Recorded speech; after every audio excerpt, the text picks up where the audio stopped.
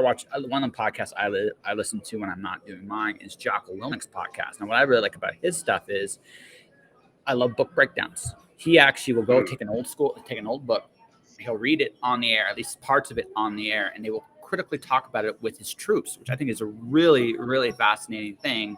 That a guy with like a Navy SEAL does this with his troops on a regular basis, and he does this live on the air. It's really, really fascinating. He did George Orwell's 1984, specifically not the novel, the appendix, because the appendix is the true ending of the story, right? The story in itself is of a moment in time in that culture, but the end of the story is the after it was liberated. And one of the things that was talked about in that was the importance of controlling language, right? Yes. And the idea is, so the idea of freedom is always a problem for government, because if I always want to be free, I've told the story on the air. It creates I'm somewhat of a problem in that I will cooperate with authority, but I won't cow down to authority, and it puts them in a very odd situation there. I'm gonna look them dead in No. the eye. I'll cooperate, but I'm not gonna. Mm.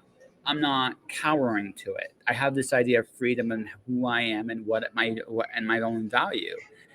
If you can eliminate the idea of self-worth, the idea of freedom, the idea of these things, Well, people will um, cooperate.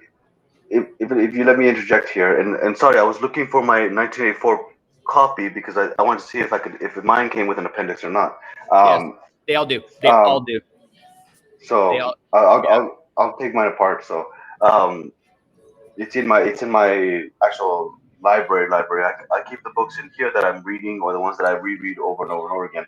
Um, if the cooperation part is very interesting because this is the interesting thing about 1984 is that it didn't start off as that. The society was not that in the beginning, right?